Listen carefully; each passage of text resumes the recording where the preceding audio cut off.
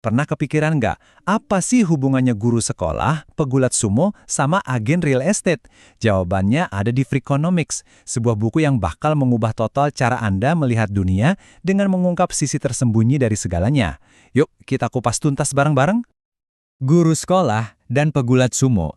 Kalau dipikir-pikir kayaknya nggak nyambung banget ya kan? Tapi Freakonomics nunjukin ada satu benang merah yang kuat banget di antara mereka. Insentif. Ternyata nih, kalau taruhannya cukup tinggi, keduanya bisa aja loh terdorong buat curang. Dan inilah kunci buat memahami cara kerja dunia. Oke, jadi di beberapa menit ke depan, kita akan bahas filosofi inti dari Freakonomics. Kita akan lihat gimana insentif bisa mendorong kecurangan, membongkar rahasia para ahli, dan juga menantang apa yang selama ini kita anggap benar. Langsung aja kita mulai. Bagian 1. Sisi tersembunyi dari segalanya. Inti dari buku ini tuh simple banget sebenarnya. Dunia modern ini kelihatannya emang rumit, tapi sebenarnya nggak juga. Buku ini percaya kalau kita berani ngajuin pertanyaan yang tepat dan ngikutin datanya, kita bisa ngebongkar aturan main yang tersembunyi di balik hampir semua hal. Mulai dari tingkat kejahatan sampai cara kita membesarkan anak. Lanjut, bagian 2. Perangkat Freakonomics. Coba deh, lupain dulu soal saham atau inflasi pas dengar kata ekonomi. Freakonomics ngelihat ekonomi itu kayak semacam kotak perkakas super canggih. Nah, alat-alat di dalamnya ini bisa kita pakai buat ngebongkar masalah apapun, asalkan kita berani ngajuin pertanyaan-pertanyaan yang aneh dan nggak kepikiran sama orang lain. Nah, ini dia nih, 4 pilar utama pemikiran Freakonomics. Pertama, insentif itu yang menggerakkan dunia. Kedua, apa yang dianggap benar sama kebanyakan orang itu seringkali salah. Ketiga, penyebab sesungguhnya dari suatu kejadian besar itu seringkali tersembunyi dan nggak terduga.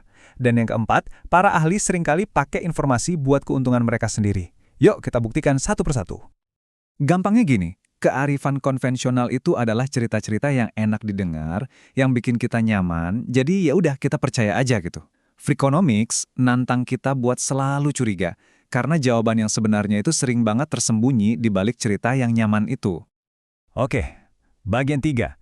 Insentif, kecurangan, dan sumo. Ini pilar pertama tadi.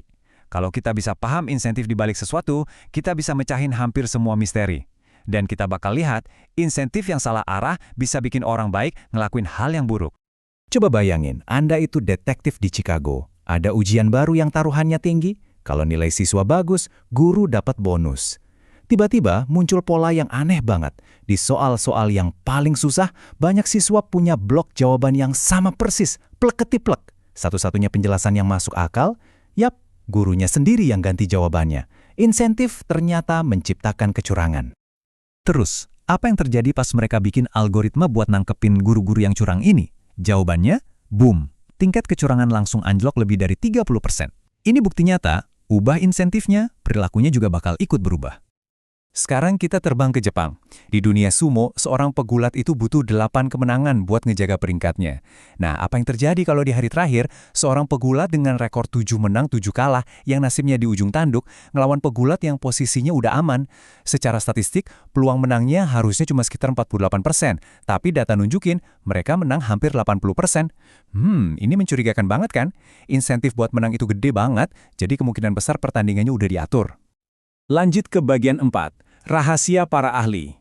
Selain insentif, ada kekuatan lain yang bekerja di dunia ini, informasi.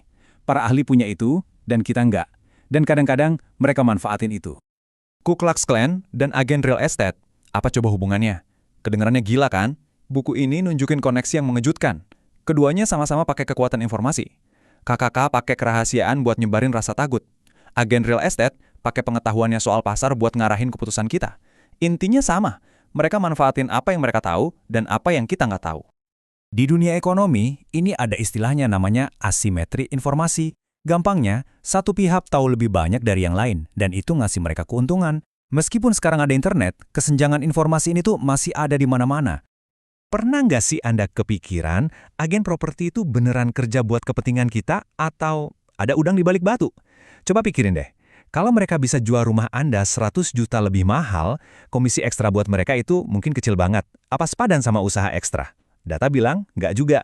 Pas jual rumah mereka sendiri, agen bakal nunggu lebih lama dan dapat harga jual rata-rata 3% lebih tinggi.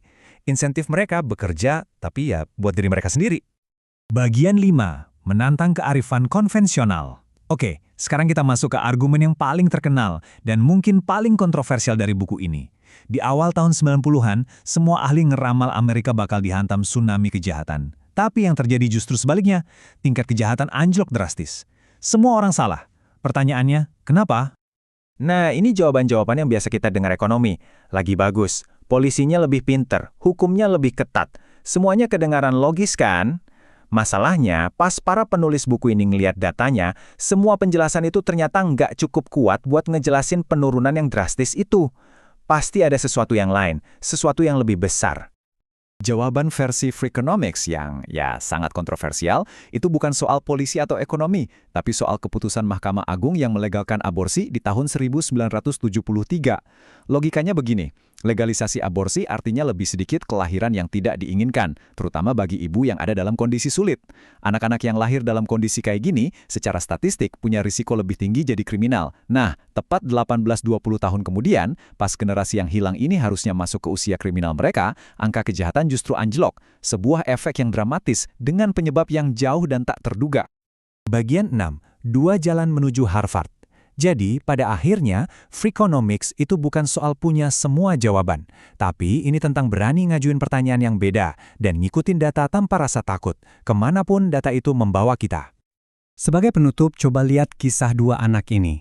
Yang satu kulit putih dari pinggiran kota, orang tuanya penuh kasih. Satunya lagi kulit hitam dari kota, dibesarkan dalam kekerasan.